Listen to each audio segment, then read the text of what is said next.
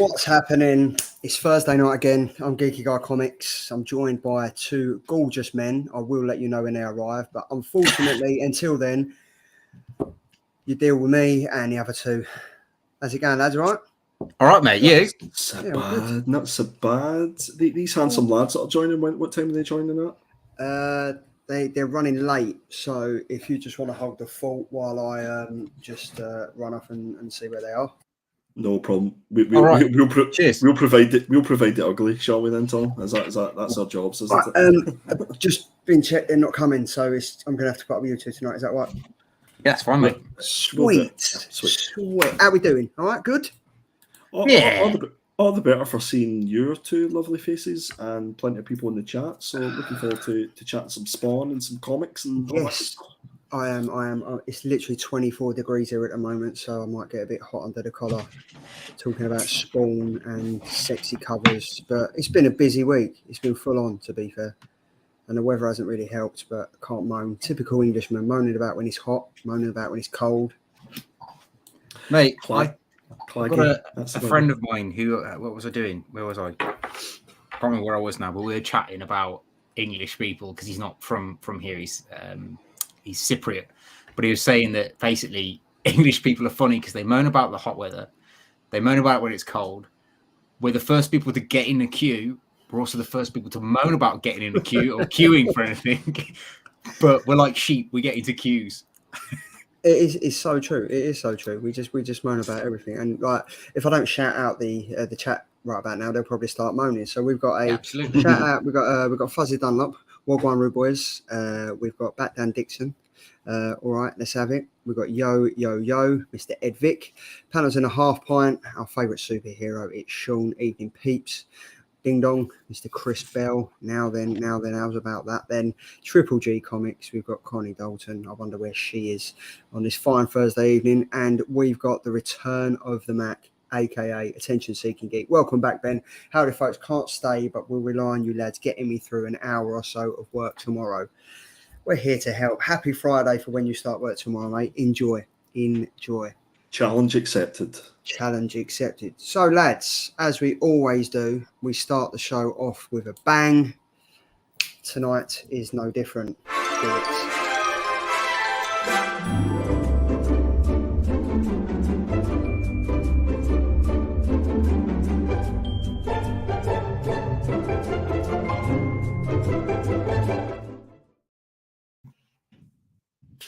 So here we are again. I don't know why I bother with this after the absolute shambolic display last week of my blank cover, totally backfiring. I did get 5% of the vote though, so I'm happy with that. I'll hold on to the tail feathers for that. I'm taking that with me. We're here again. Killer Covers, June 21st, which was New Comic Book Day yesterday. I've upped my game this week, or I'm hoping so. I've tried, but let's just jump straight into it. Up first. Sorry, it's me. I've gone for Catwoman issue 56, and I've gone for the David Nakayama cover. David Nakayama is a friend of the show, so hopefully he's here. He'll hopefully like this and vote for me. I went for this one because I just really liked the composition of the character sat on the wall. It's very like dark, but also quite light because of the background with the the blue. And I think the blue really makes the character pop out as well, which is quite nice. And David Nakayama is just killing it in the moment with his covers, to be perfectly honest. And I also really like the way he does his logo. Like, I love the DNA strand. I think it's a really nice little touch. So yeah, I picked this one because, again, like I say every week, if I saw this on the shelf, I'd be drawn to it. I think I prefer the Virgin cover of this. Yeah, I couldn't find that, Tom. So the one you sent through, I couldn't find it, and I'm typing it in. And I think it's like League of Comics. It weren't coming up. Typed it into eBay, and it come up with like an oil painting version of it. I couldn't find a Virgin one of this. I think basically what happened is there is a Virgin one of this, but it isn't out for a while. I think it's like a store exclusive. But actually, I'm not sure because I might be wrong.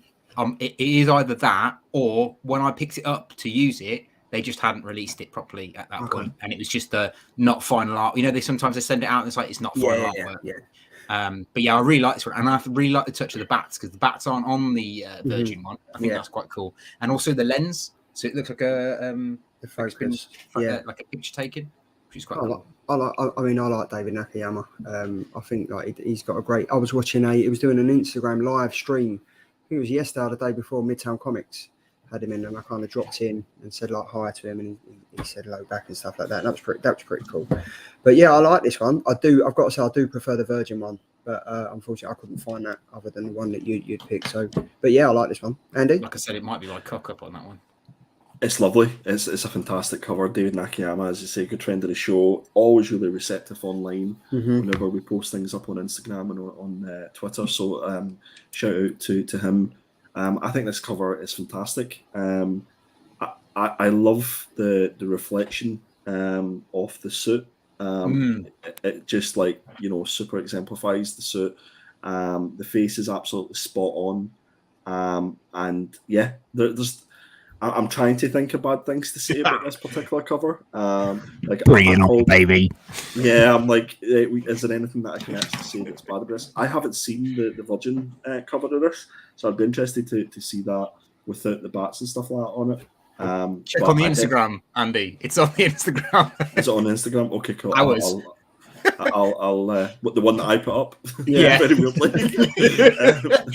Wow, it's been a long week. I will definitely go check out our own Instagram, and you should too, everybody. No, this is absolutely fantastic. If I remember right, I do remember. Did we have double Nakayama this week? Is this? Yes, we do. So while we are on the case of David Nakayama, I've gone for Scarlet Witch annual issue #1, and obviously this is a David Nakayama cover seat foil variant. This from like, I'm not into Scarlet Witch. Obviously, I watched WandaVision and kind of got into that, and then obviously the Avengers and stuff. But I've never really sat down and wanted to read a Scarlet Witch book. This changes it. Like, judging a book by its cover, I kind of want to get involved with this and see this. The only thing missing from this for me is his signature. I can't see it anywhere. I can't see it anywhere. And even on I can't see it. No, I don't know if it's because it's a foil variant, but for me, I think I've definitely upped my game from last week. At least I hope so. I think this is great. I love that it's a foil variant. I think that's a really cool touch. It's going to look amazing. I could just imagine it now. How like realistic her like that leather is going to look. Yeah. Can we go back just for a split second to the Catwoman? I just want to like compare the faces in the both of them. We'll go again.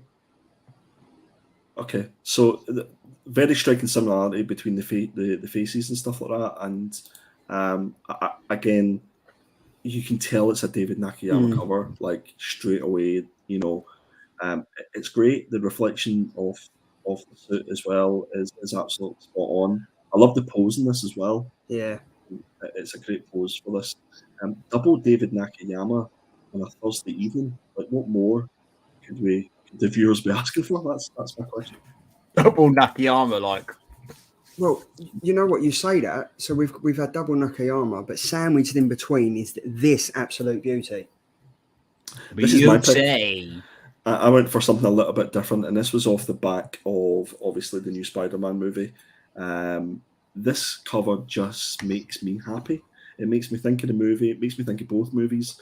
I love Miles Morales.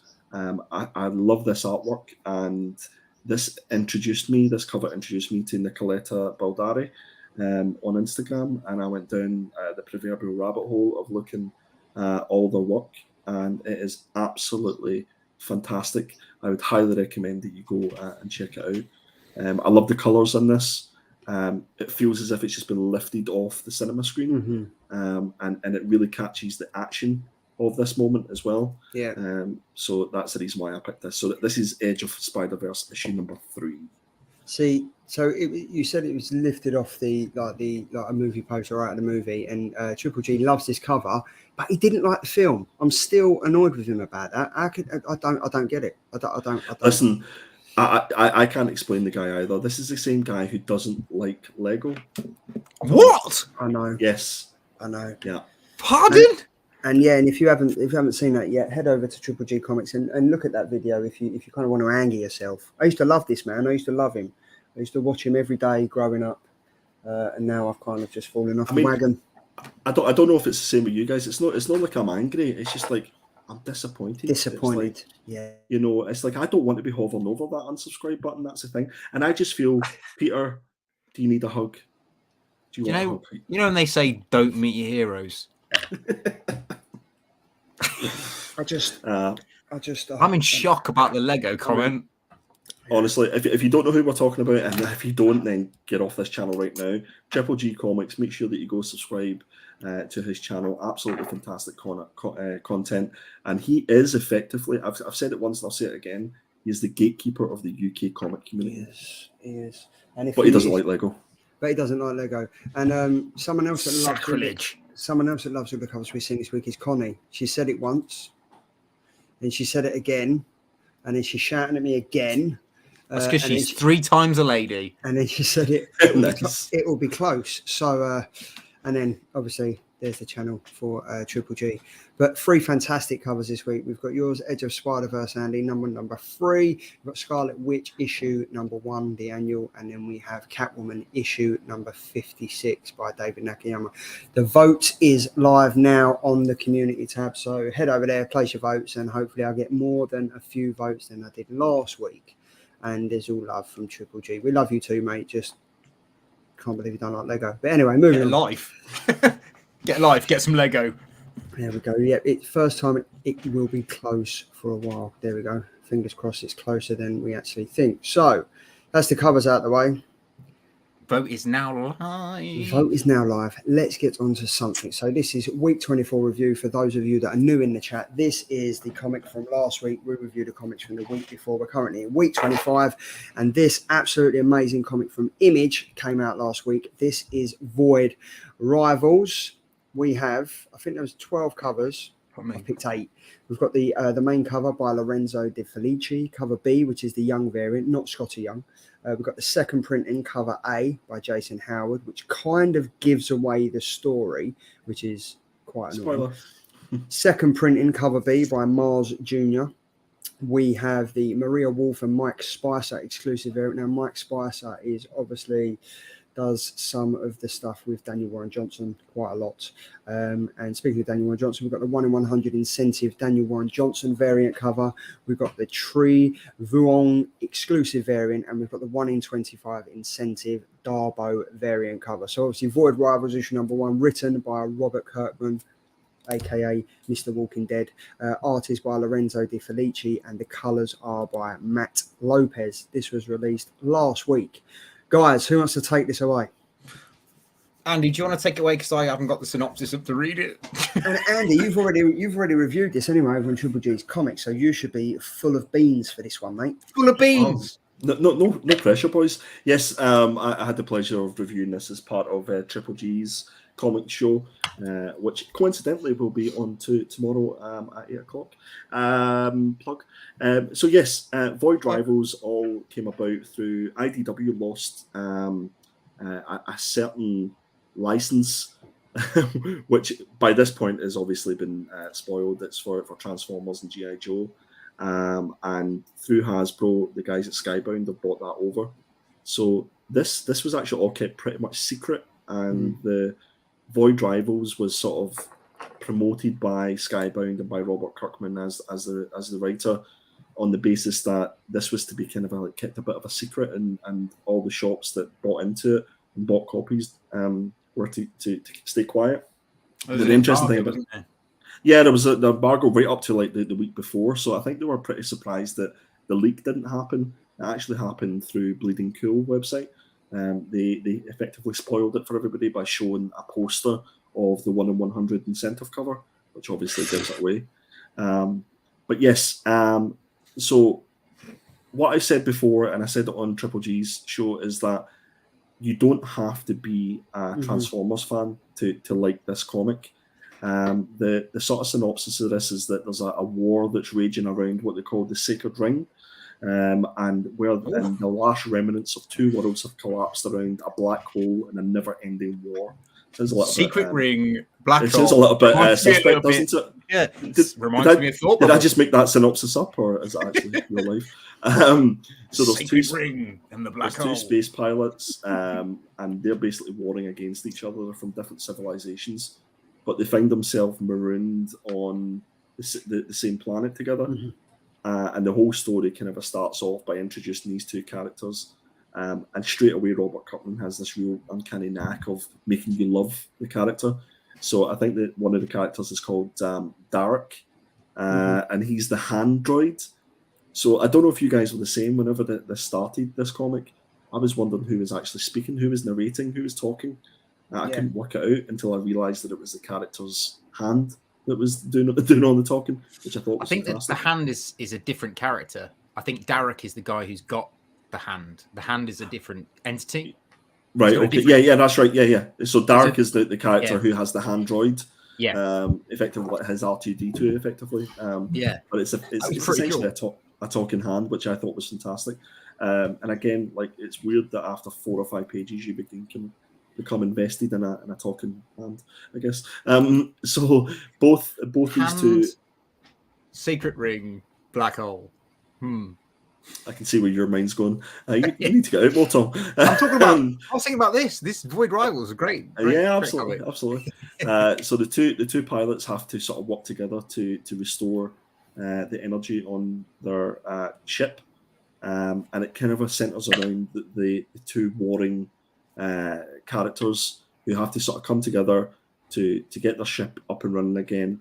And it's whilst they are looking for power to power up their ship that they actually find, and this is a spoiler, the major spoiler. So I'll maybe let either Tom or Charlie continue from there. Go on, Charlie. Guys? Yeah. So basically, they're obviously, like Andy said, they're stranded on this place, and they're having to work together to get off it. And as they're going around, they actually have a bit of a row. Kind of get to the point where, like, they blow up their ship and they have a bit of a row about it. And the girly alien, she goes off running, and then she comes back and she's like, look what I found. And then you then find out that it's Jetfire, aka from the Transformers universe, the lead scientist of the Autobots, is just lying there all rusty, and they manage to get him back up on his feet, and he literally just transforms, says, oh my god, I've been asleep for a millennia, and then just flies off and leaves them completely stranded. I mean, that's not really the Autobot way, but that's what he does. He tends to leave them to it. But I don't know what about whether you guys found this with this book. Is I found it a little bit predictable in places. Like, I knew they were going to be the same species, or at least, like, because they kept talking about, if I see one of you, we're going to die. Like, we should kill each other, or we should never leave one alive. I kind of twigged that they were going to either be the same species or essentially be from a bit like. Have you guys read Saga? Where it's like a warring Yeah. They find out that they've got so much similarities, but actually the whole reason they're warring is for no reason at all. So I kind of got that feel from here. I like that at the end he's like, oh, this is like my vision. So like Andy said, I think right from the get-go you're invested in the hand droid. You're then invested in Derek the character. Then you're invested in the girly character who turns up, and then they're kind of challenges to go forward. And then obviously Jetfire turns up. She's like, oh my god, I want to know what's going on with the Transformers. And then it kind of reveals that they're both from the same planet. Although I called it in my brain, I was like, they're definitely, there's something, because they could talk about their technologies being the same. I thought there's a connection here. They've got to be from the same species or something. And then to reveal that at the end was like, oh, give me more. Even though I felt predicted, I thought this is a really good comic. And like Andy said, Robert Kirkman has got this way of like engaging you with all the characters and the story to the point where I am now like chomping at the bit for issue 2. Yeah. And I haven't said that much about an issue 1 for a long time. I mean, probably since Do a Powerbomb. So I'm looking forward to it. A huge amount for episode 2. I actually read this twice. I thought it was. I just love the fact that obviously you're literally thrown straight into it, and then obviously, as you said, I was confused. I was like, "Who the hell is talking?" Like, and I didn't realize it was the hand until he put like the kind of knuckle duster hand type of thing on, and I was like, "This is great," because I thought it was his subconscious talking to him, like trying to wake him up, trying to look. You just crash landed. You need to get up. You need to get your vitals sorted and stuff. And then when it kind of all kicks off, like I do like the unlikely alliance between Derek and I think her name's Solila or something. Okay. I think that was great. Like I thought that was really good because obviously they're like two enemies like from years ago. Their race hate each other, and then they've literally got to come together to kind of work as a team to get off this planet. I really, really enjoyed it. Like, I honestly, I enjoyed it more than I thought it was, because I think where it had been kept off the radar, it was kind of hard to find out if there was anything about it. But then obviously now it's been announced that over like the next year or so, I think the Skybound are going to drop. I think they're dropping Transformers, Duke, Cobra Commander, and more that are, and obviously Transformers that are all going to fit in the Energon universe. So I mean, this kind of opens up like a whole array of fantastic comics that we've got coming out, and we can kind of enjoy. Like I thought the pacing of this comic was amazing throughout. I really enjoyed it. I didn't think it was predictable. I just kind of nearly thought about it happening, and then when the curveball was thrown in and you see Jetfire, I was like, oh my god, is this actually like my jaw hit the floor, and I was like, I can't believe it's just happened. Like, even when I see him in the distance, my brain didn't connect that was a Transformer. It was only up until I read it and he starts turning, I was like, oh my god, this is amazing. Like, I'm invested in this. I so want to carry on reading it. I just thought for an issue number 1, like that little thing made it stand out for me 10 times more than I actually thought it was going to. I think given the hype around this book as well, certainly over the last couple of weeks, a lot of people would be forgiven for just saying like, oh, you know, I'm not really interested in finding out about this because I don't want to sort of be seen as jumping on the bandwagon. I would highly recommend, if you haven't read this, to give it a go. I'm with Tom on this one. Like, it was the first issue that I've read, probably a handful, that I was really looking forward to reading the next issue. And I believe it's only 6 parts. And to be honest with you, I'll be quite happy if I don't see another Transformer in it. Yeah, I don't think I need to see another Transformer. I'm too invested in these 2 characters to find out where they're going to go. Did you guys? Sorry, Andy. Sorry, go on, Tom. Did you guys feel like, I know it was really cool to have Jetfire in there, like that was a really cool thing, but I almost feel like that was just put in there to set up for a completely different comic. It's got nothing to do with this story and where it's going to go. Yeah, I agree. It's a nice little Easter egg, like, right, we're going to start doing Transformer comics. Let's just drop it in. But it doesn't really add. It didn't really add to the story, other than the fact that, you know, he's there and he just. Well, put it this way. I think if Skybound had got the license for any other entity, they would have dropped that character in. Like, just pick it into this. Was, as you say, it was really just a little tease, a little bit of that, just to say, right, at the end of this comic, I'm going to give you a full page advertising on all the other stuff that's going to come out, and it was just to set everybody up for the Transformers comic and the G.I. Joe comic. So I think it's called the Energon universe. The Energon universe. The only thing about that, right, is that there's 2 second printing covers, cover A and cover B. If I hadn't read the comic, I'd be pretty pissed off. But in saying that though, mate, the second printing was only solicited like a week and a half after the first printing had been out, sort of thing. But then say you didn't manage to get your. Sorry, Tom. You didn't manage to get your LCS or anything, and you pick that up. You're like, what's going on here? Do you know what I mean? I think it's like. True. Yeah. It's annoying, but I mean, I guess like loads of comic things do it, but I mean, I would have, and that, isn't it?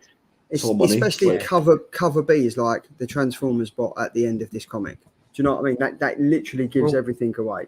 The 2 second printers actually haven't come out yet. They actually haven't hit the shelves, so you wouldn't see them if you went into your LCS. You'd only see them online. The only one you're likely to see on the shelf, if you can find it, is the 1 in 100, because that is a spoiler cover. Yeah, that's the Daniel Warren Johnson one, isn't it? Yeah. The 2 second printing ones actually haven't hit the shelves yet. Yeah, it was on FOC, I think it was. Yeah. But I think overall, like, I'm invested in this. I do get what you mean, though. Like, I was kind of like a little bit like, "Woo, there's a Transformer," but then it was kind of done. It was like, we're just walking past this. Yeah, Jetfire's gone. Okay, let's crack on now. I thought it was quite niche. I quite enjoyed it. It didn't really affect the story that much. You know what I mean? If they just missed that page and just got on with it, but I enjoyed that it was in there. So yeah. I thought it was a great story. I'm going to give it a solid 9 out of 10.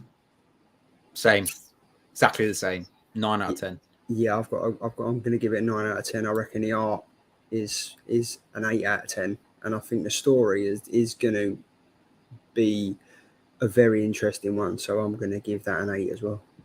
Yeah, solid book. As I say, guys, like if you haven't read this, jump on it, give it a go, see what you think. Because I know a lot of people like the likes of Luke, who doesn't read a huge amount of modern books, jumped into this one and really enjoyed it. So, yeah. Did any of you read a book by DC a few years ago? I think it was around 2020. Yeah, I think it was around 2020 or 2021, called Strange Adventures. Yes. Oh yeah, yeah, with Adam. Oh God, is he Adam called Strange. Adam Strange? Adam Strange.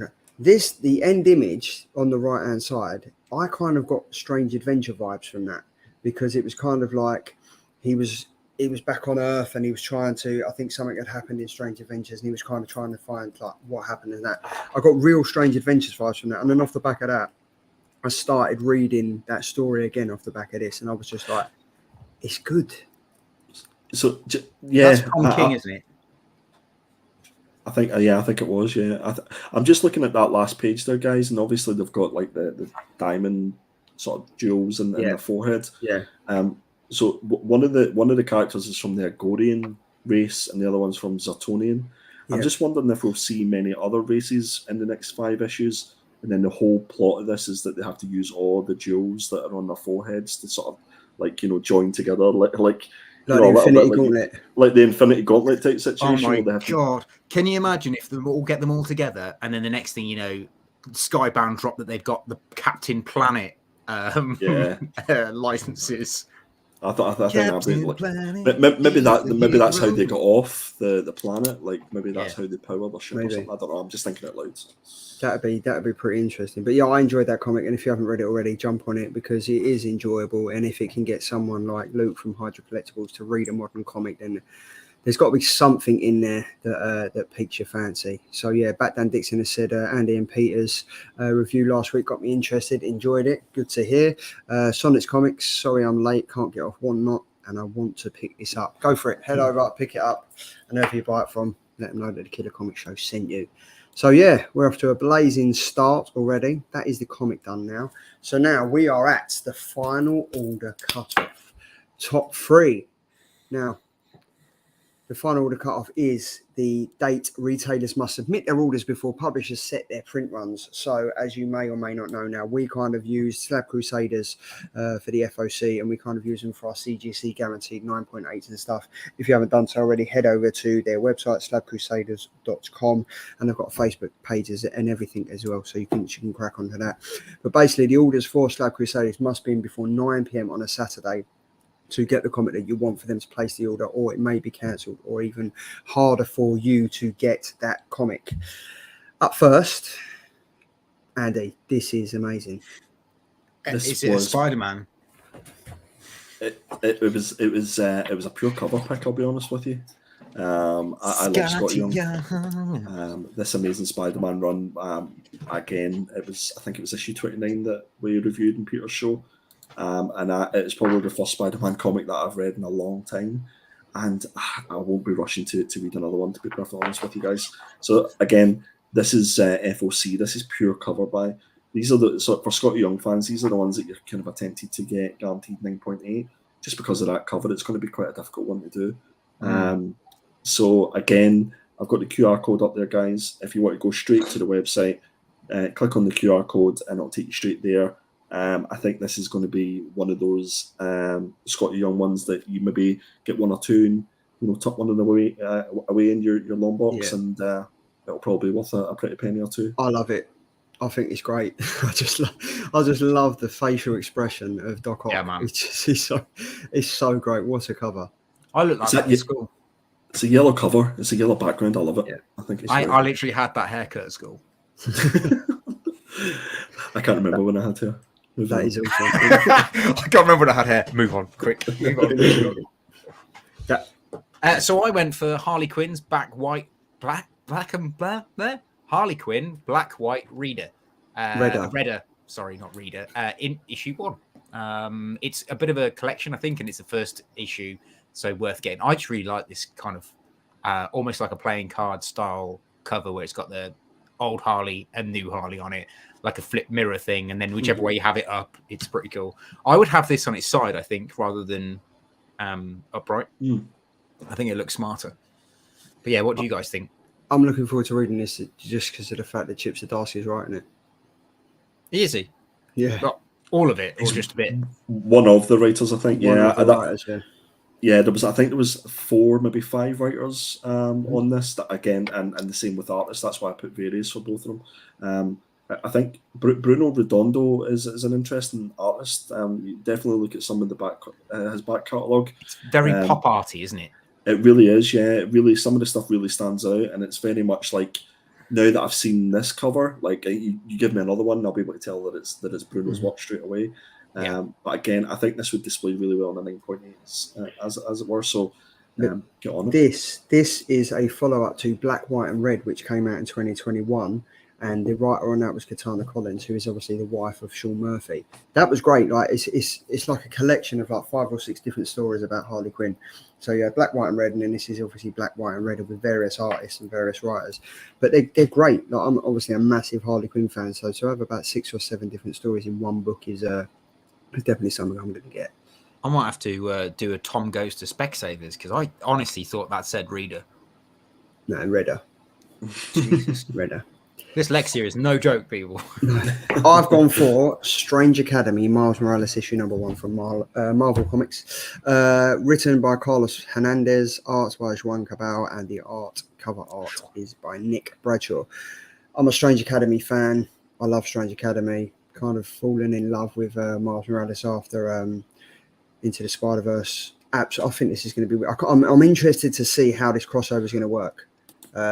From the premise, I think I understand that the Strange Academy go on a school trip to New York and all hell breaks loose and stuff. So yeah, I'm interested in seeing this, and they've got some fantastic good covers out. So yeah, scan that QR code and cash grab. It's a cash grab. 100%. It really is. But I mean, is this something you would pick up? I like it, right? But I really like the way Humberto Ramos draws Doyle. So Doyle looks really odd to me in that picture. Everything else is fine, but Doyle Dormammu doesn't look right because he's not drawn by Humberto Ramos. Yeah, that's the thing. And I think a lot of the people, if you're reading Strange Academy, unlike Connie, who hasn't read any Strange Academy, yeah, you do need to jump on it. Yeah, Strange Academy is awesome. Humberto Ramos, he works with Scotty Young obviously on the main arc, so they've got it down to a T. Like, and certain characters works better when drawn by the proper artist of the main arc. It's a great comic, and I've read all the joining comics that fit in with this and Doctor Strange and stuff like that. But for me, Strange Academy is one of the best ones. So it's going to be interesting to see how this works. So yeah, we've got them 3 comics. Head over. There's an array of them from Marvel, Indie, DC that you can kind of get from Slab Crusader. So scan the QR code, it'll take you to the website, and then you can shop until your wallet screams at you or your wife. or both. At the same time. There we go. So that was them. Moving on, Andy, it's your time to shine. Killer Indies. He's already shining. He's got no hair. Wow, thanks. Hair jokes, love them. This is the Killer Indie picks for next week, June 28th. Again, we've done like a sort of top 3 for your consideration. So first up is Dust, issue #1. This is written by Brett Register, and art is by Gaston Gomez.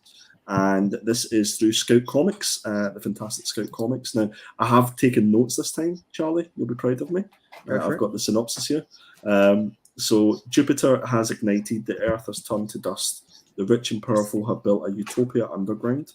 The rest of humanity are left to die on the surface. Those below forge a life of luxury, while those above lead a life of poverty, where only the strong survive.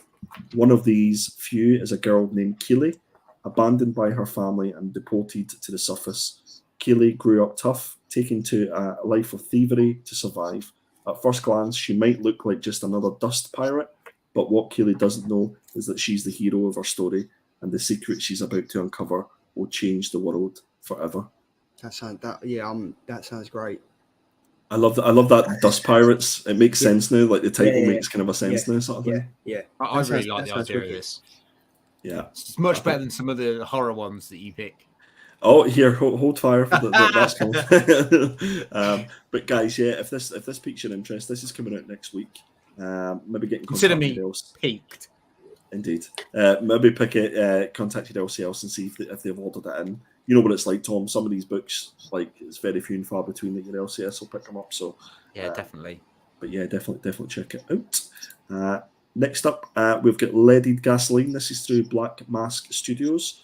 This is written by Patrick Kinglin, and the art is by Lorenzo Ray. Now, this comes out the same date on June 28th. And the synopsis reads as follows. In the 1980s, a killer stalks the streets of South Central Los Angeles. Task forces are assembled, detectives work overtime, but the bodies keep coming. This is the story of a community college professor who believes there's more to the story than a single madman. From writer Patrick Kinlan and your next favourite artist, Lorenzo Ray, Leaded Gasoline captures the mad energy of the most brash and risk-taking horror comics that are smart, dangerous, and intent on taking a sledgehammer to your mind. Yeah, this sounds awesome. There's even a warning on the front of the corner on the bottom right-hand side, guys. Come on, so you know some of the content in this is going to be pretty graphic. And Black Mask are like known for kind of pushing the boundaries on the horror comics and stuff like that. So this is, I'm trying to work out what the actual cover is showing. Yeah. I was working on it obviously the last couple of days, and I couldn't even make it out, to be honest with you. So yeah, I wonder if it's going to be in black and white. The interiors are going to be black and white, a bit like the cover. Yeah, there's nothing about this. There's no second cover. There's no like previews of the pages and stuff like that. I think this is absolutely nothing. It's kept pretty much under wraps. I think it's even more like I'm kind of just want to read it a lot more.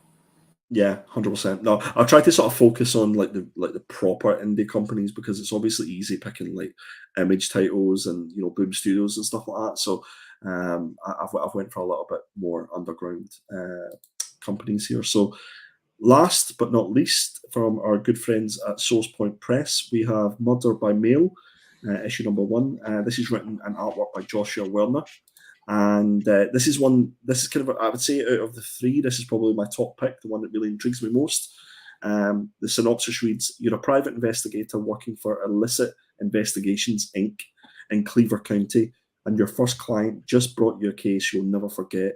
In Murder by Mail, a fully interactive role-playing experience, you're presented with evidence from an unsolved murder case, and through the favours you call in, the interviews you conduct, and your own wits and attention to detail, you can discover the identity of the killer and put the case to rest.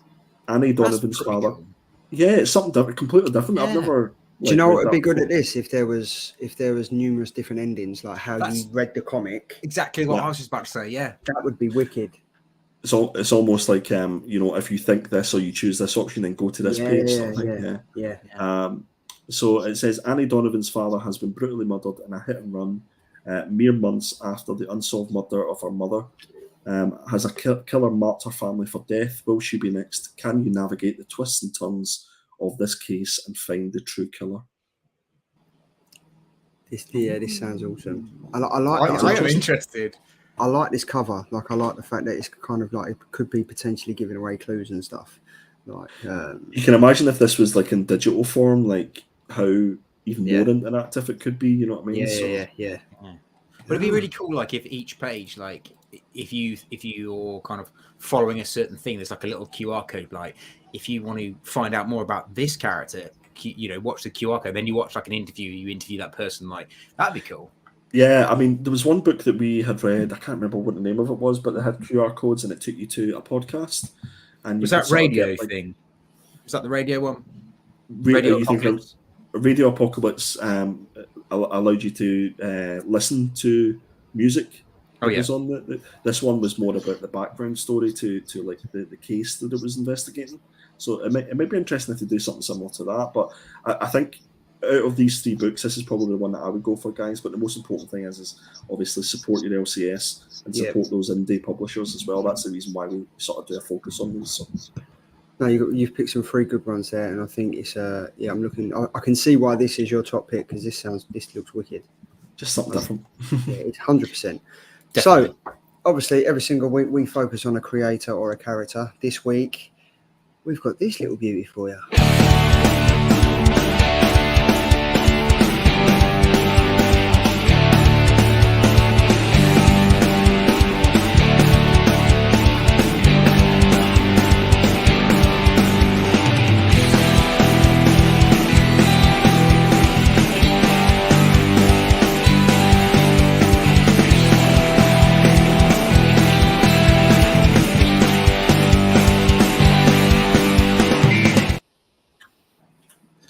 Spawn time. Tom, this is over to you, sir. This was your pick, wasn't it? It was. So sit back, relax, grab yourselves a coffee, or turn off, depending on what you want to do. I mean, you can just turn off or just whatever. Skip forward. If you're watching this on the replay, you can completely skip this bit if you want to. Not listen to me for the next 25 minutes. Anyway, so Spawn is a character that we have all possibly come across at some point throughout our careers, as you know, reading comic books or watching television or anything. Somewhere along the lines, you have possibly heard of Spawn. If you haven't, Spawn, aka Al Simmons, is a superhero / anti-hero appearing in the monthly comic book of the same name, published by Image Comics, and has been running for a phenomenal 345 issues, and has recently got the Guinness World Record for the longest running independent comic of all time, which I think Todd McFarlane is very proud of. So this is actually, Spawn was created by Todd McFarlane back in 1992, and is one of the first books that Image published, and has been going obviously since 1992. But Spawn has not only been in comic books, he's had many different adaptations as action figures, lots of different versions of action figures. He's been in live action movies. He's had a TV animated program that actually won some awards for being one of the best animated TV shows of all time for certain things. And he's been in a lot of video games. He's even cameoed in a lot of crossovers and a lot of different comic books, especially with DC. He's done a little bit with Marvel, but not a lot of people know that. And it's normally on a Wizard comic rather than in a Marvel comic. He's also been in a lot of video games. Like I said, he's cameoed in Soul Calibur and a couple of other video games. But most recently, he's been in the DC adaptation of Spawn and Batman, which is the newest version of that. That would be the third time they've done it. So if you want to go and read that book, that one's actually pretty good. It's not too bad, and it plays on the fact that it's the third time they've kind of encountered each other. Mm-hmm. And then most recently, he was a downloadable character in Mortal Kombat 11, which is my favorite video game in the 20th century so far. And you get to play as Spawn, which is pretty cool. Some say he's the 20th century's version of Spider-Man, and he is actually created by one of the best, if not the best, and most well-known Spider-Man artist, as in Todd McFarlane, whose superstardom came from Spider-Man and then moving on into Spawn.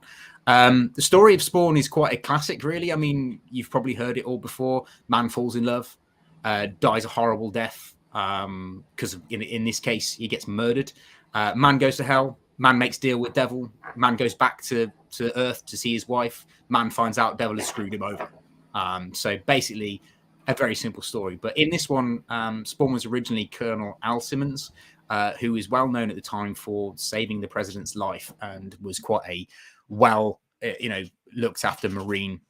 He ended up doing Black Ops with a guy called Jason Wynn, who becomes his boss. They have a bit of a disagreement.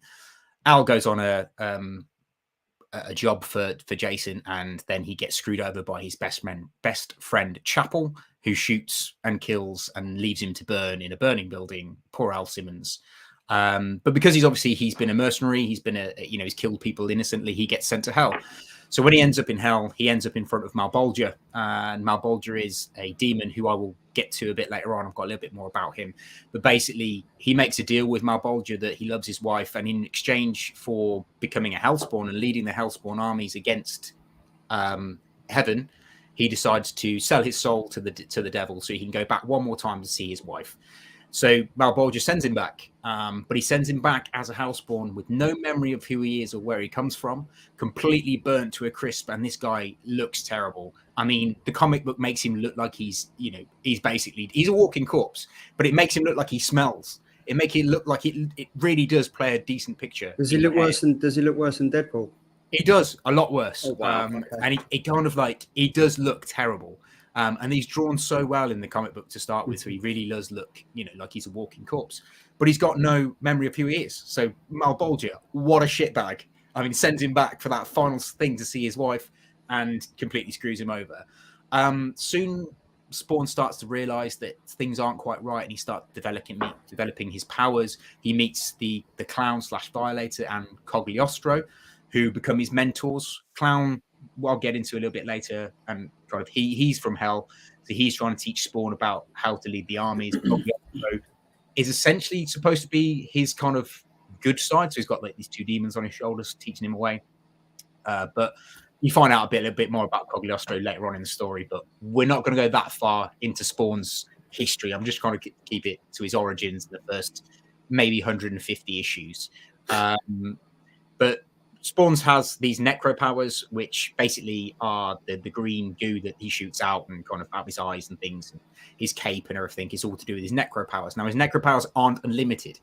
So you'll notice if you start reading Spawn, there's a really small green bar that goes throughout the book, and then there'll be pages where it gives you a little bit of a timer, and that's basically the amount of necroplasm that Spawn's still got. And when it's up, he gets sent back to Hell, and that's it. So his time's over. He's then got to lead the armies to attack the angels. But as he starts to use his powers, he starts to get a little bit more memory back, and he starts to think, okay, now I know who I am. I'm going to get these flashbacks. And he's like, right, I want to find my wife. He then finds out that not only was he sent back without no memory of Wanda and his whole situation, he finds out he's gone back 5 years later. And not only that, his best mate is now shacked up with his wife. So obviously not great for him. Well done. Cheers, Mal Bolger, you absolute git.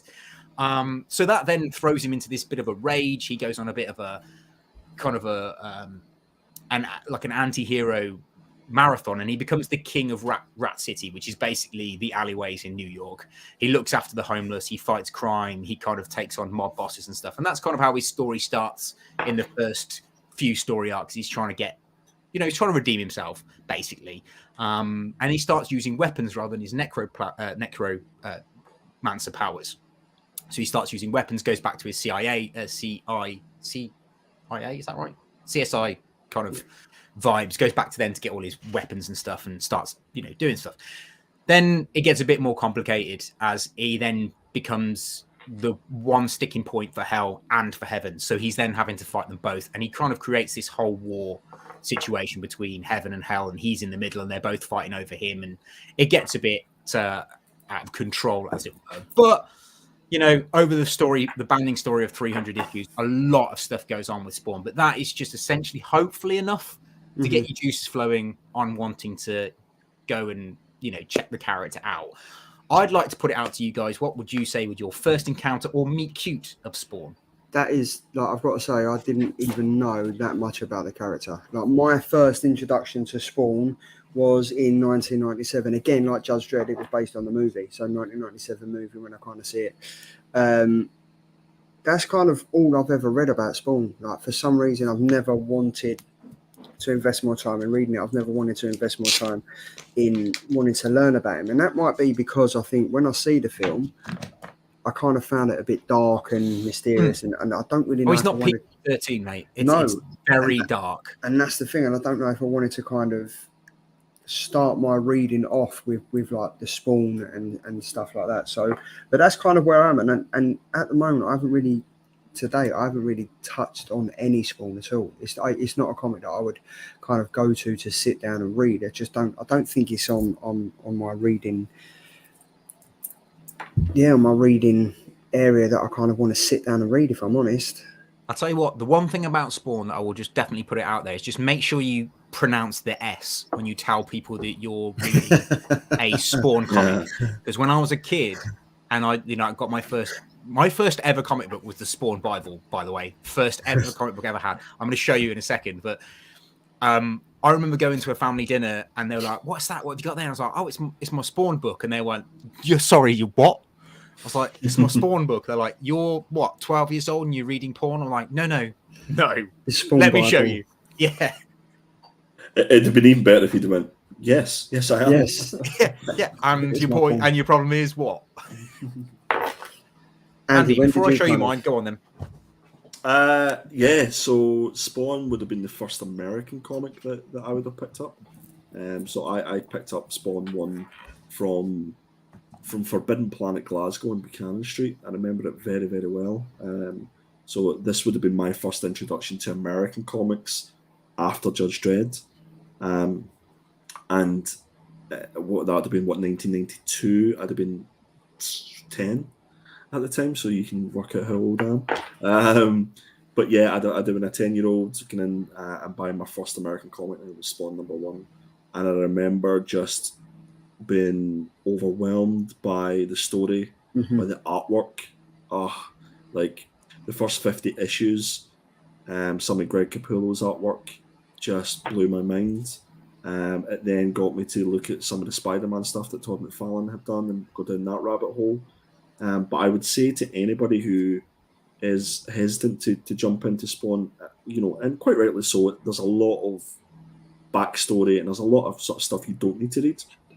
But I would quite happily defend myself in saying that the first 15 to 20 issues is probably some of the best Spawn that you probably ever have to read. I'd agree with that. Jump in, give it a go, and then you can pick and choose different arcs that you want to see, because you'll have that. What Tom is basically giving a synopsis of there is in the first sort of 15 to 20 issues, and that's all you need. But if you don't fall in love with Spawn after those 20 issues, you'll probably never fall. Was Todd McFarlane in the film? Didn't he play like a uncloaked or a character like that? So I think he plays, if I've got this right, he plays like in the first scene where Al goes into the power plant. Yeah. I think he plays a security guard, right? Okay. Who gets shot. Okay. But like my first meet cute or my first encounter with Spawn is the whole reason I love comic books. It literally was the first comic book I ever had, and I have loved this book since then. I mean, you can see, look at the state of it. It's been read, it's been battered, it's been broken. It's one of those things, because it basically what it is a character bio of each single character throughout the series with really cool artwork in it. All Capullo's artwork. That's a small, like Andy's already touched on it, but fun fact, this is what gave Greg Capullo his big break, and then from there he's now doing Batman and stuff like. I mean, what a legend. So I had the Spawn Bible. This is what got me involved in not only comic books, but art in itself. So I actually took this apart more than once and put my own character pages in. And then my beautiful mother, who is one of the nicest people on the planet, when I said to her, like, oh, God, I regret doing it, she went out of her way to try and put it back together for me with sellotape, like inside and out, to make sure that it was still looked pristine. I know, obviously, it's not worth anything, but it's worth a lot to me. And when I took it to New York Comic Con and I showed it to Todd McFarlane, he's literally like, that's pretty cool. He's like, that's awesome. He's like, I'm not going to sign it, but that's awesome. Did he not sign it, no? No, well, he was only doing one signature per person, and I already had something signed, so. Right, okay. I've got to say what Sean's saying here. To this day, I still can't believe that the Violator is John Leguizamo.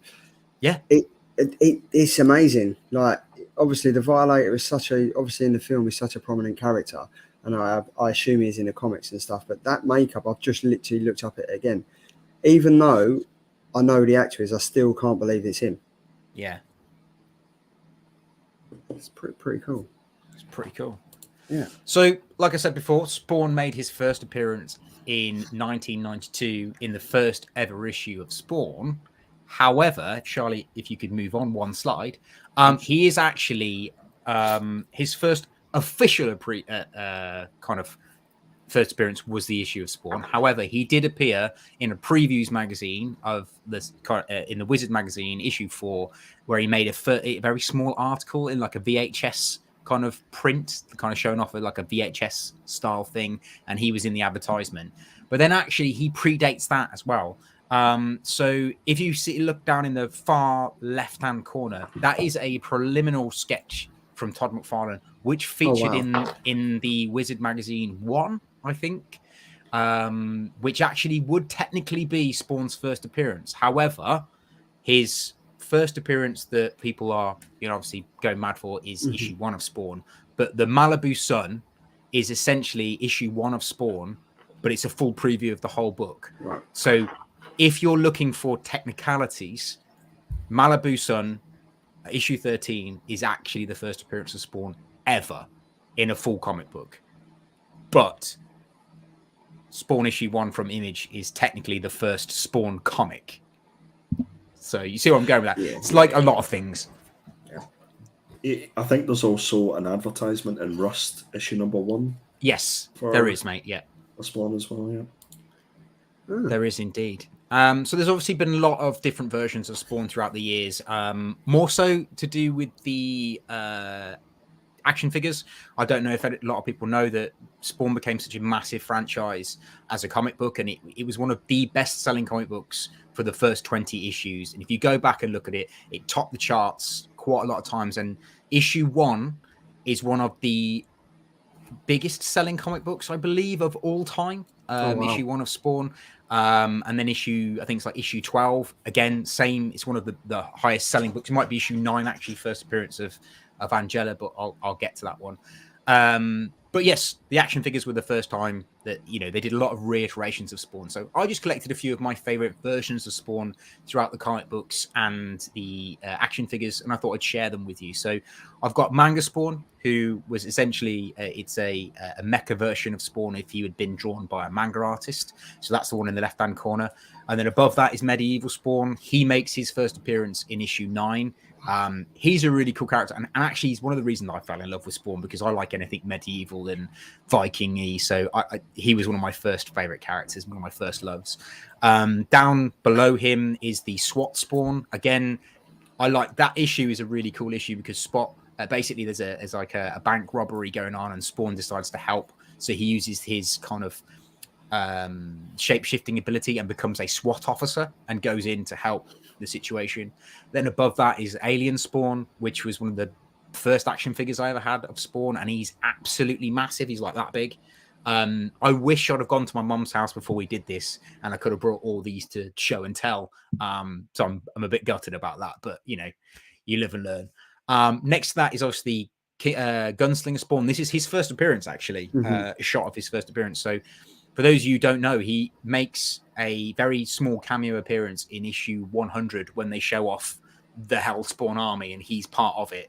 And then from there, the toy became such a huge thing that they thought, okay, let's make him a proper character. So that's actually how he came about into the universe. And then above that is a Mega Spawn, who is a giant, and actually love that character.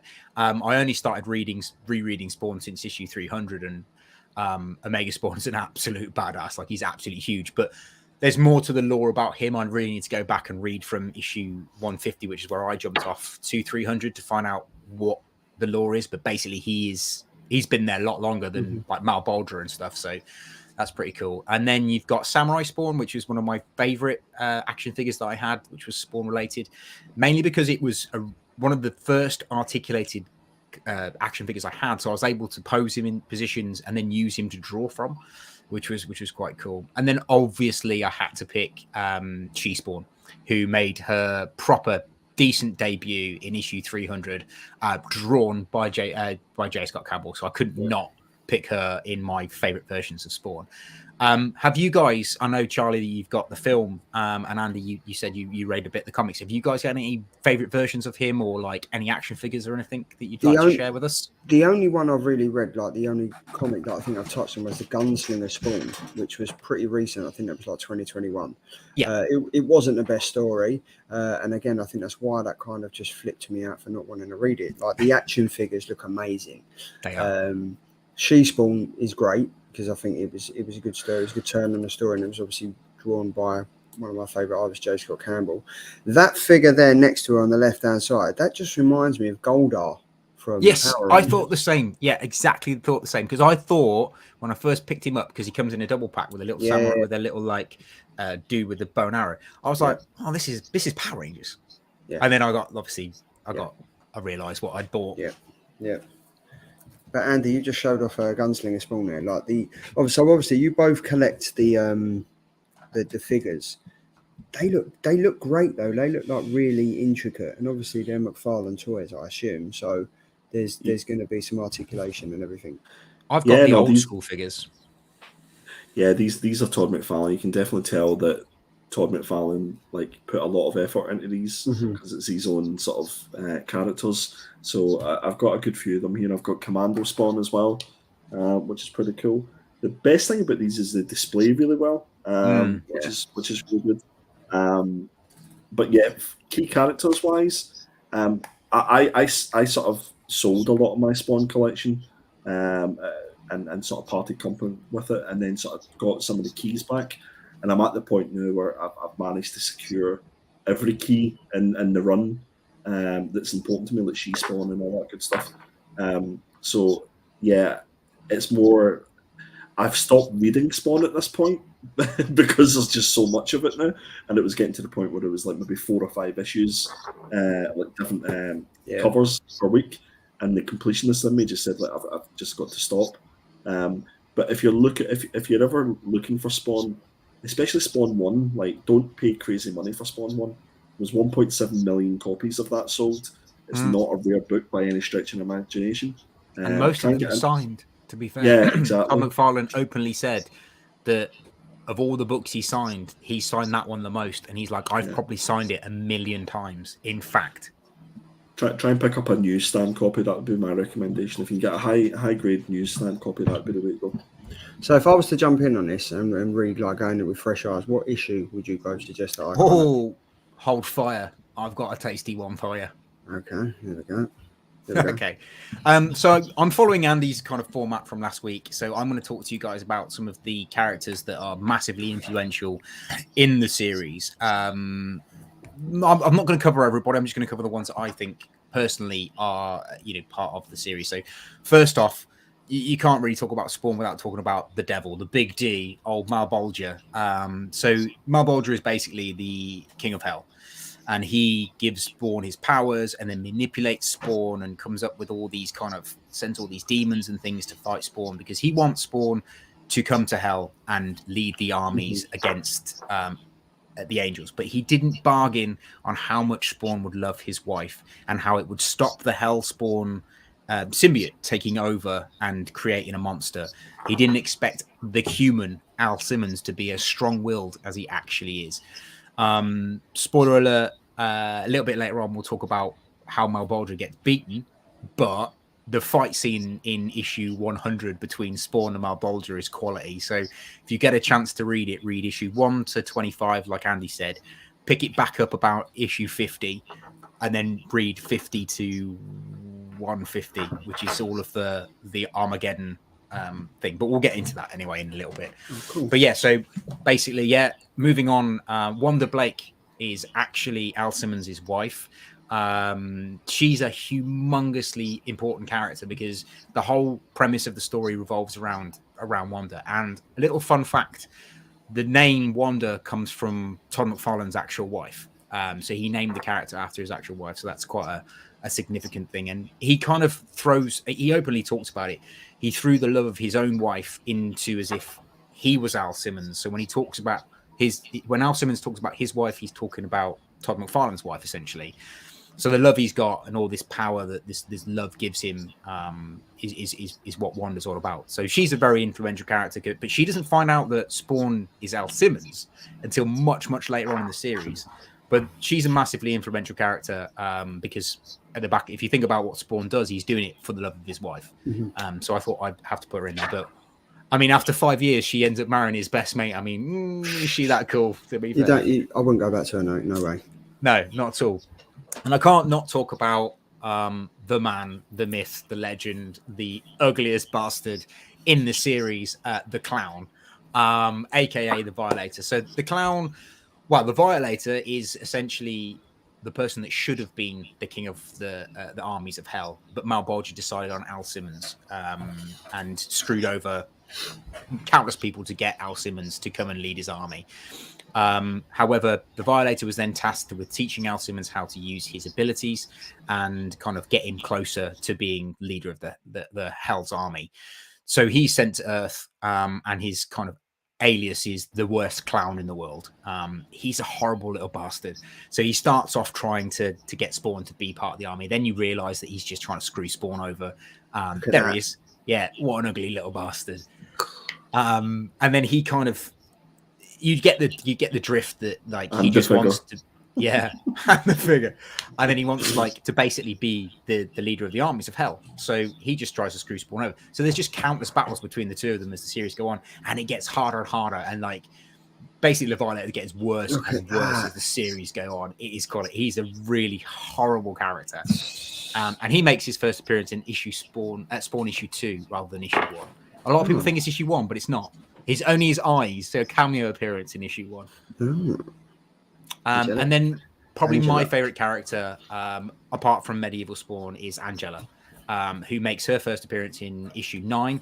This actually, issue 9 is written by Neil Gaiman, and the artwork by Todd McFarlane. And Neil Gaiman brings in both Angela and Medieval Spawn into the Image universe.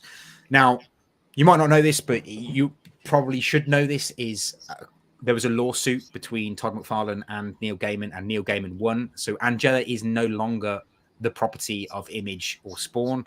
She's actually now owned by Marvel, and she is Thor and Loki's half-sister, which is shit because she makes such an amazing character in this story. So she's basically the assassin, the devil killer, the anti-Spawn destroyer. She kills every Spawn she comes across, and then she comes across Al Simmons, and she, heaven, like, right, you need to assassinate this guy because we just need him gone. So she goes down to try and take him out, and she doesn't expect that his willpower for the love of his wife is so strong that she cannot break him. And then she goes away, and then they have a couple of other fights and stuff. But then in issue 97, she comes back and they team up and actually fall in love. And then issue 100, she gets killed, and then Spawn goes absolutely batshit and destroys everything and gets godlike abilities and destroys Malbolgia, and then becomes the king of hell, which is pretty cool. So really cool. She seems like a bitch. She is. She's cool. And then finally, the Redeemer, who is probably my favorite character in the Spawn universe. I mean, they're all really cool, but he's probably my favorite character because he's literally the anti-Spawn. So everything that Spawn can do, the Redeemer does, but from Heaven's point of view. The original Redeemer actually is Jason Wynn, but because he's obviously a bit of a bastard, he can't control all of the powers that Heaven have given him, so he loses that ability. And then they pick on one of Al's friends who's in Rat City and turn him into the Redeemer to hope that Al will not destroy him. And then they end up becoming allies. And if you've read Scourged, I think it's called now, they've kind of got this ally ability going on. They're both trying to stop Heaven and Hell from destroying Earth, which is pretty cool. But I love the second version of Redeemer, where he's got the angel wings and the huge 12-incher, which is pretty cool. Nice. And that's it. That's all the characters I'm going to share with you. So I just want to share some key issues. So issue 9, like I mentioned, was the first appearance of Angela, Medieval Spawn, and Cogliostro, which are 3 major characters in the series. So well worth getting because it is her first appearance within that comic book, and it's a massive homage as well, the book, to a Wonder Woman issue 75, which not a lot of people know. Mm-hmm.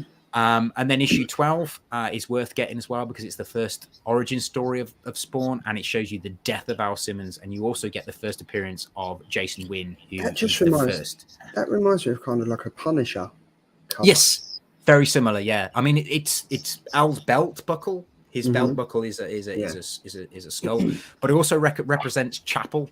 So later on in the book, you find out who killed Spawn, and it's Chapel, and then Spawn burns his face, and that's what happens to his face. Right. Okay. He gets that kind of half thing. Okay. Spoiler alert: Chapel ends up in Youngbloods. I don't know if you ever read Youngbloods, which is an Image book. Chapel ends up as part of them. And then there's Spawn issue 16, which is the first cameo appearance of Anti-Spawn, who later becomes the Redeemer, and it's the first appearance of Major Vale, who later becomes one of Greg Capullo's designed characters, which is pretty cool. Cool.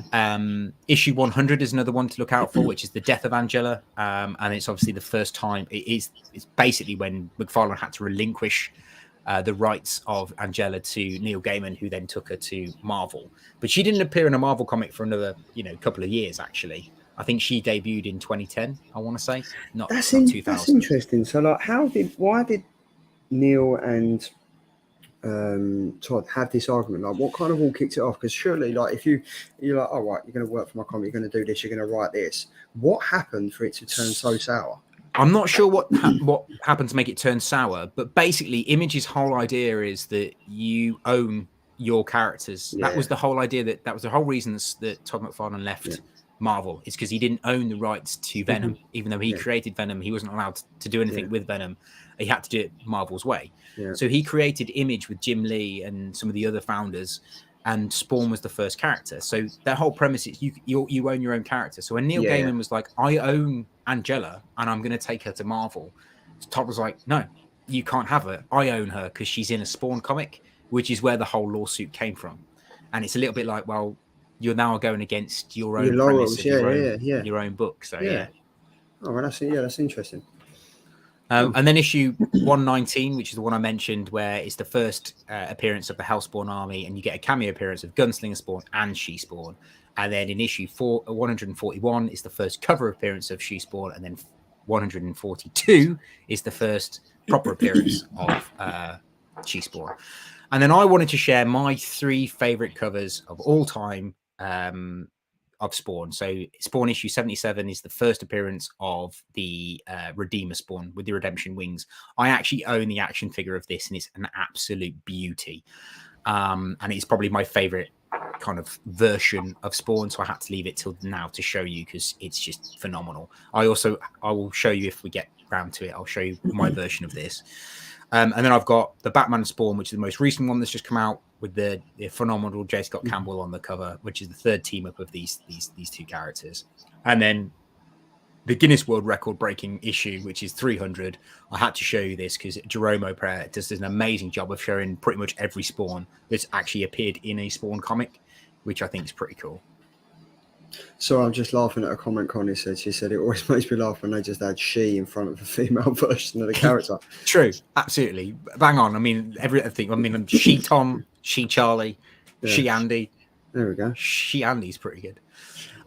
So as Charlie asked, for the first jumping on point of joining Spawn, I would recommend getting the Spawn Compendium trade paperback Volume 1. It's $14.99. You can get it from your local retailers. You can pop down to your local comic shop and get it.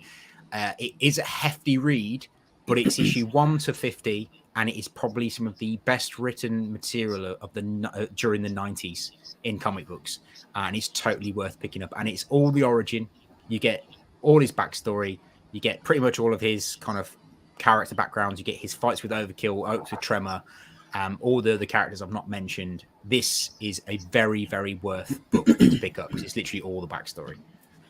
See, if I think it's really weird, but I think I would like owning that book more than I would reading it. Do you reckon? Just because of the size? Just for the size of it, and also just to say, yeah, I've got a Spawn book in my collection. But then I would probably having that. I would probably read through it. You should. It's a good book. I mean, I've got the first 3 compendiums. Unfortunately, they're not available for me to show, but I've got the first 3 compendiums, and they're awesome. And Sean's just said, as a compendium, that's pretty cheap as well. Connie has said, I struggle to read comics that were released pre-2010. There's too many words on the page or something, but I might look into it. I think that's the same with me, you know. I think these comics were so much narrative in thing. I just kind of used to get I used to get overwhelmed and be like, I can't, like, literally, I just kind of want the image and the narrative ratio to be on par with each other. Which is massively ironic that Spawn happens to be my favorite comic book of all time when it's got so much narrative and then all the news clippings and stuff. And I'm heavily dyslexic, so reading that much stuff makes my brain ache, but I love it. I mean, for 15 quid, it might be worth me jumping on that. Yeah, do it. I'm going to mention this one. It's a very small trade paperback. It's only like 10. It's like not 10. It's not. It's like 3 or 4 issues. But Medieval Witchblade, Spawn and Witchblade was a great crossover done by Top Cow and Image at the time. And basically, it's written by Garth Ennis and the artwork is by Billy Tan and a very young Michael Turner. Not a lot of people know that he's involved in this book, but he does quite a few issues in this. And this trade paperback basically covers Medieval Spawn's kind of rise and fall and how Witchblade got her Witchblade. And it covers the kind of the relationship between the 2 characters. They tried to spin this off into a big series where Medieval Spawn and Witchblade would go on to become like, you know, this power couple, but it didn't quite hit. But it is one of my favorite books and I would recommend it to go and read. For like a standalone issue, where you don't really need to know much about Spawn or Witchblade. It's just two characters with really cool powers and really cool equipment who kind of fight this evil dude in a castle. Perfect. It's what comics are about, really. That kind of like 3 issues, your job done, and you know what's going on. Okay, cool. And then finally, the one I really recommend you go and pick up if you just want a really nice, cheap and easy read is Frank Miller's Spawn Batman, which is the first reiteration of their fight or their kind of get together and they team up.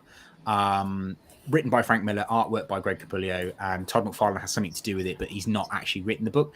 Okay. But basically, this is just Batman going to New York, thinking Spawn's a bad guy, teaming up with Spawn, taking on some bad guys, and then at the end of this book is a very iconic thing that happens that then travels over into the Spawn universe. Now, Spawn has the ability to heal, but what happens at the end of this book then becomes a huge part of Spawn's ethos because his whole character changes as he has to use a shoelace to do whatever he does. And I'm not going to spoil it because I do think you should go and read it. This one is definitely one worth reading. Yeah, that seems. Yeah, I'm interested. Like that kind of. I'd like to read that. It's only one book. Is this where the homage cover for where Batman and Harley Quinn are on it together, where they're jumping?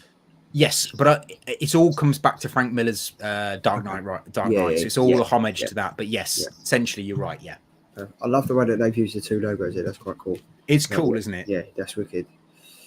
And then finally, the one I reckon you guys should definitely look into is probably the best written thing during Spawn is the Armageddon complete collection, which is 150 to 163. It's a £29 book. But it basically covers the 4 horsemen of the apocalypse, which is a great story because you get to see what influence that Wanda has on Spawn's outlook. Oh, I forgot to mention right at the start that over the 5 years, Spawn's wife, or Al Simmons' wife and Terry have had a daughter called Sierra or something. So she actually is a very influential character in this side. And there's also a bit about another child. So again, I don't want to spoil it. It's worth reading. Go ahead and pick it up. Tom, I think you just smashed that. Like I've never had so much character in-depth knowledge. Like that was great. Like I don't know if I'm going to pick up Spawn and read it for loads and loads, but I'll definitely know more about the character than I did before we did this show. So thanks. 100% recommend reading the Batman Spawn book and getting the first 20 issues if you can. I thought that was great. And anyone in the chat, if you didn't know about Spawn now, then you should do because you've just listened to a in-depth description of everything. So, yeah, you're passionate about that character, aren't you, Tom? I am very much. Like I said, it was my first ever comic book character that I ever had any introduction to. And God love him soul. I don't know where he is in the world these days, but my best friend at the time, Stephen Sarche, bought me my first Spawn comic book. So I don't know where he is. He might be listening. He might be watching. But just, thanks, mate, because that's actually what made me who I am today, like with my comic book loving and stuff. So. But then talking about comic book loving and stuff like that, we're at that point of the show where we go over the Killer Covers scoreboard. So, Tom, you can do the honours if you kind of just close down the vote. Will do. And you can just let us know who wins this week. Okie dokie. So, in last place, and it comes to no surprise, is Charlie with the Scarlet Witch Nakayama cover, which is a shame. In second place is Andy with the Baldir Edge of Spider-Verse cover, which means it's basically been my show. So, sorry, guys. I win with the Nakayama Catwoman cover. So thank you very much, everyone that voted for me. That is very kind of you. It is a great cover, to be fair. So, yeah, so well done for that, Tom. So, yeah. I feel like that was a sympathy vote because I just was droning on about Spawn. People are like, how do we get him off the screen? Just vote. Mate, take a win. Take a win where you can get it, mate. Take a win where you can get it. So, obviously, we're at that point of the show where we can do the socials. You can check myself out at Geeky Guy Comics _ on Instagram, and then twitter.com is Geeky Guy Comics. You can find me at instagram.com /perpetual.comics and on Twitter at perpetual comics. You can find me on Instagram at NotQuiteMint, or you can find me on my personal training thing, which is Tom Malin at PT. I might change it to Geek with Peaks, to be perfectly honest. Go for it. And then on Instagram, The Killer Comic Show, we've all got one all together. So yeah, that's Instagram.com, The Killer Comic Show, and then Twitter.com is Killer Comic Show. We've got some good stuff. We're kind of working with like a social media platform, which is going to make our job easier, which has been working fantastically. So Andy, nice one for that, mate. They've all gone out flawlessly. I thought it was going to be a hiccup, and we're blaming technology and stuff. But you didn't trust me, Charlie. I did trust you. I just didn't trust the technology, because there is one scheduled in the next 7 minutes and 10 seconds that's going to go out. Actually. There we go. And getting onto that, so this is the Killer Comics sneak peek for next week. So the 3 comics we've chosen, Tom. So I've gone for Ultimate Invasion. I'm hoping it's going to go back to the whole Ultimates kind of universe. I loved the Ultimates universe. It's one of my favorite universes for Marvel. And it's written by Jonathan Hickman, who is a great writer and has done some really great stuff with Marvel. It's just his X-Men X of Swords is not the best. Not at all. I've gone for Scarlet Witch, the prelude to the Contest of the Chaos. This is obviously the annual issue #1. I'm looking forward to reading this. So I hope it kind of does. I don't know about you two, but this is something I really would like to read and get into and learn more about the character and stuff like that. So yeah, hopefully. And then this, Andy, I've got a lot. I ain't even got a lie. I'm looking forward to this one. This is, yeah. Incredible Hulk issue #1. I've actually read all 3 of these books this week, so I won't say anything about them. But yeah, I'd happily read any one of them and review them, because I'd be interested to find out what your thoughts are. And Philip Kennedy Johnson, he was on the show years and years ago when it first started like doing this, and he said years ago that he'd love to write the Hulk. So I'm interested to see how this pans out. So I'm looking forward to that. But who knows? The vote will go live in about 6 minutes over on YouTube, so you can head up that, and then obviously it will go out on Instagram as well. But then next week we also have, it's Wolverine week, bub. So yes, I've got my character showcase, and it's going to be Wolverine. Absolutely love Wolverine. In 2018, I dressed up as Wolverine to head over to London Comic Con, and that's kind of where Geeky Guy Comics started. So I can this guy's got a lot to blame for me being all over your Instagram and your YouTube. So it's his fault. I do apologise for that, but it's going to be a good week. I'm looking forward to that. Is Wolverine like a character that you kind of enjoy? Like? I've got some passion for Wolverine, mate. Yeah, same. Looking forward to it. So yeah, that's the end of the show. Or is it? Of course it isn't. It wouldn't be an end of a show without the pickups. I haven't got anything this week. I haven't been out. I've been doing gardening and just reading comics that I own. Tom and Andy, so I'm just going to sit back and you guys can take it from here. You want to go first, Tom? I've literally only got one, so if you don't mind, I will jump in first. So I got a nice message a few weeks back from Richard, who is part of Digital Comics, mentioning that OK Comics had a trade paperback version of Do a Powerbomb, which had a signed card from Daniel Warren Johnson. So I went and got one, obviously, and it's stunning. Yeah. Is that a hardback book, or is it soft? Well, this is the thing. I'm going to have to contact them because it's sold as a hardback, but that's definitely a paperback. Do you know why? So when Rich reached out to us and said this is on blah, blah, blah, blah, blah, I went straight on the website and it said a hardback, and I went to buy it. Now, this is going back about 2 or 3 months. I went to buy it, but then there was people reviewing it. I think they'd put it on an eBay page or somewhere where they was reviewing it, saying it looks like it's being sold as a hardback, but I've received a trade paperback, and it's like what is going on. And OK Comics, unfortunately, haven't responded to any of the things. I'll have to find a site, but it is still on their site, sold as a hardback. Yeah, and that you can get a hardback version. So I don't know. I mean, the card itself is separate. So I might just try and get the hardback version and then put it with the sketch thing and then sell the trade paperback, because that's the second trade paperback I have now, and I don't need 2. But I'm glad you said that though, because I wanted the hardback, but then when I'd seen it, I was like, it don't bode well. No, but oh well. Never mind. I mean, I love it. It was my favorite book of 2022. Yeah. And I'm definitely going to read it again. So it's nice to have a copy I can read, a copy I can put on the shelf. Yeah. Nice.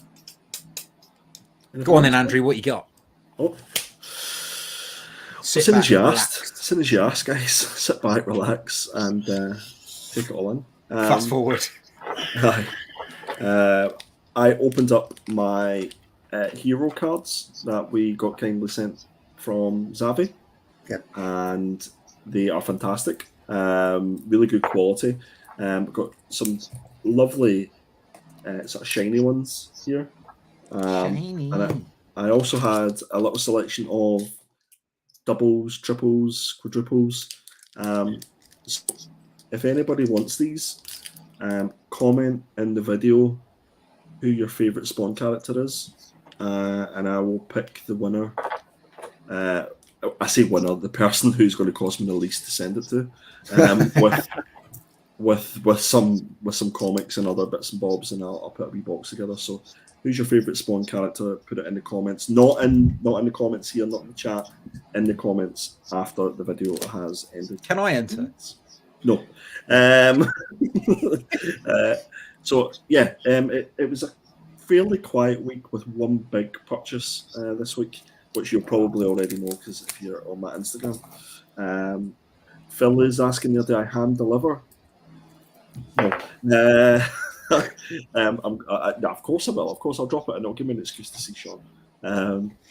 As well as you, Phil. As well as you. So my first pickup is a lovely little Italian variant for Cliffhanger. Is that Jay Scott? Jay Scott. It's Jay Scott. You could only buy this in Italy. This came directly from eBay, and this cost me €2. €2. Now it came in a jiffy bag with no back and board, all the way from Italy. Wow. So it's not seen it's seen better days, I guess. But that cover is stupendous. I got another J. Scott Campbell book, Venom 200. I was surprised. What did you pay for that? I don't know. I need to double check. It wasn't a huge amount. It wasn't huge because I think this is like 1 in 50, if I remember rightly. Yeah. So this is a 1 in 50 cover, or 1 in 100, one or two. There's obviously a running theme here, Tom, with some J. Scott Campbell Maleficent. I absolutely love that book. What I'm gutted about is that he's not done all of them. Yeah, no, he has done an issue 3, Tom. Was he? Yep. It was an FOC Final Order Cutoff cover. I'll send you a link. I'll send you a link to it. Please do. I didn't realise he had. I don't know. I don't know if he's doing an issue 4 or if he's just doing like FOCs for all the issues. Picked up some Star Wars, so nice little Virgin variant cover. Some more Star Wars. Oh. Cheeky little Wonder Woman. I got this. So I got the next few here from Comic Market on Whatnot. So make sure that you go follow Andy on Whatnot. Got some Judge Dredd action. Harken back to our spotlight last week. Got a little Jenny. Sarah Michelle Gellar, Buffy the Vampire Slayer. This is the 1 in 25. I had such a crush on Sarah Michelle Gellar when I was a kid. It is stupendous, and it also came in one of those sort of see-through backing boards. Which nice. That's cool. Yeah. And then I got this little Free Comic Book Day 2000 AD, and this was actually one of the first works that Danny done on 2000 AD. Who's Danny? Exactly, your mate Danny. But then we have this bad boy. This was a birthday present to myself. I picked up a Jock prelim sketch for 2000 AD magazine. I love that, mate. Absolutely love that. So massive shout out to Jock and to the Art of Jock guys for making this available on the website, and also to Ben at Uniquely Geekly, who actually sent it in absolute bomb-proof packaging. It was in between 2 pieces of plyboard, and then it was in this bad boy as well. So yeah, it arrived as safely as it possibly could. So absolutely delighted to pick that up. Definitely go and check out Jock's website if you're interested in picking up any of these like older books. It seems to be that they're doing quite a lot of drops, and most of the stuff is signed and sketched as well. So that was all my pickups, guys. Awesome, Right. mate. Really cool. Wicked. That was wicked. Another good show. On that note, after 1 hour and 30 minutes. Sorry. Why? I felt like I droned on. Oh, because 1 hour and 27 minutes of that was for Spawn. So Yeah. But that's the thing. Now Tom knows how I feel, because I always get it's taken out of me whenever I take like 45 minutes on showing comics to people and stuff like that. Yeah. But you know what? It was good. It was great. It was. I know a lot about Spawn, and there was things Tom was talking about that I didn't know about. Yeah. So I think the reason why we do this, guys, and please correct me if I'm wrong, is if it gets somebody to go and like Wikipedia or Google or pick up a comic, then that's kind of we've done our job. So no, definitely. Appreciate But yeah, that's it. That's another show done. Andy will be gracing your screens again on Triple G's comic show tomorrow at 8 o'clock. I think you're joined by a certain guy called Phil's Nerdiverse. Are you? The handsome one, as I like to nickname him. Yeah, we're joined by Phil Nerdiverse. Really looking forward to chatting some comics again. I would also ask everybody to go and check out Redster's on Whatnot. He's doing a show, I think, later on tonight, roughly about 11 o'clock. Yeah, he's a night owl. He's a night owl. He really is. Go show some support. And my last shout out is to the Hobgoblin guys. So they've got their claim sale at the end of the month. On the 30th, I highly recommend that you go and check those guys out. Perfect. Tom, done. What do we always say at the end of the show? Even though we're all hot and sweaty, what do we say? Goodbye. Stay safe. Stay sexy. See ya.